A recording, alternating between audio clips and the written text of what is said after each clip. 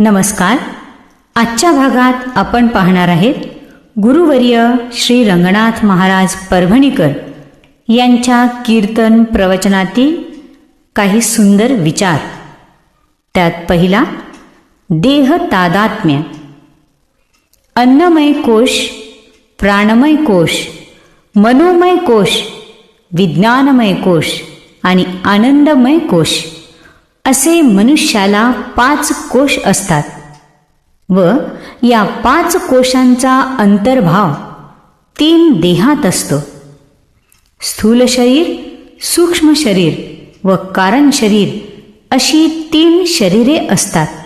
मनुष्याने स्थूल शरीराचे तादात्म्य सोडले तर इहलोकाचा संबंध सुटतो.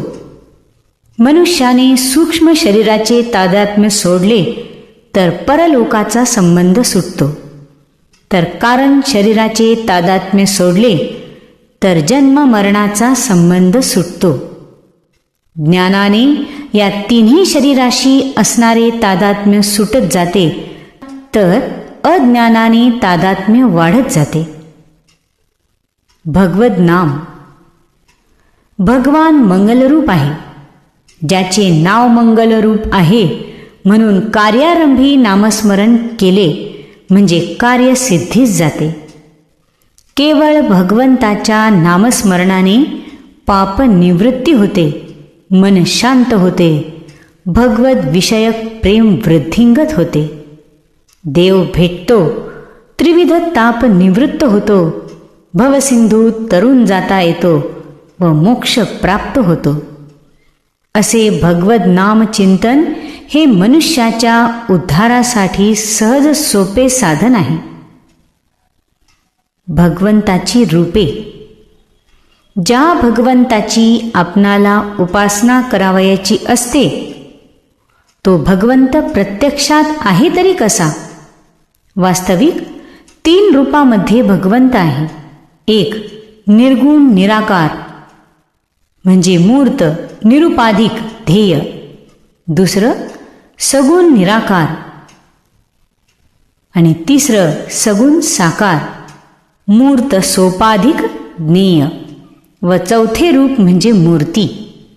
भगवंत हा अधिष्ठानत्वाच्छेदाने निर्गुण निराकार, जगदुत्पत्त्यावच्छेदकाने सगुण निराकार, भक्तानुग्रह दृष्ट संहारकत्वावच्छेदाने सगुण साकार व चौथा मूर्तिरूपाने असलेला परमात्मा.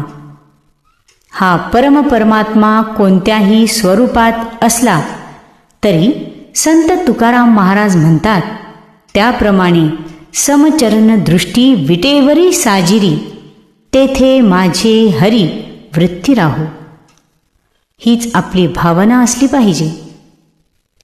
प्रकृतीचा विचार करताना सर्व शास्त्रकारांनी प्रकृतीचा स्वीकार केलेला आहे व त्याच प्रकृतीला कार्यपरत्वे वेगवेगळी नावे प्राप्त झालेली आहेत. अघटित कार्य करते म्हणून तिला माया म्हणतात. सर्व जगताचे उपादान कारण म्हणून तिला प्रकृती म्हणतात. स्वस्वरूपाला आच्छादन करते म्हणून तिला अज्ञान म्हणतात. इंद्रियाला गोचर होत नाही म्हणून तिला अव्यक्त म्हणतात. देवाचे आश्रित राहते म्हणून तिला दैवी म्हणतात. प्रकृती सोडली तर ईश्वर नाही आणि कल्पना सोडली तर जीव नाही. कारण कल्पनेमुळे जीन झाला नव्हे, आपणाला जीव समजू लागला. जन्मदुःख निवृत्ती. परिग्रह वेगळा व संसार वेगळा. ब्रह्मचार्याला परिग्रह नाही पण तो मुक्त नाही. स्त्री धन पुत्रादी असणे म्हणजे परिग्रह. ज्यांनी परिग्रह स्वीकारला नाही त्यास ब्रह्मचारी म्हणावे. ज्यांनी परिग्रह स्वीकारला व सोडला त्यास संन्यासी म्हणावे.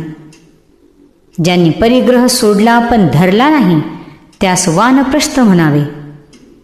ज्यांनी परिग्रह स्वीकारला व त्याला धरून राहतो त्यास गृहस्थ म्हणावे आणि जो जन्मून मरतो त्याला संसारी म्हणावे.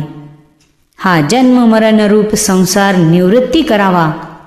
जन्म निवृत्ती झाल्या वाचून मरण निवृत्त होत नाही. म्हणून प्रथम जन्मदुःख निवृत्त करावे, जन्मू नये. पुढे जन्म न येण्याकरिता काय करावे, तर त्याचे कारण निवृत्त करावे. जन्ममरणाला कारण कृती नाही, अविद्या आहे. अविद्या म्हणजे आत्मस्वरूप न कळणे. ती अविद्या निवृत्त झाली तर तो जन्मतच नाही. धन्यवाद.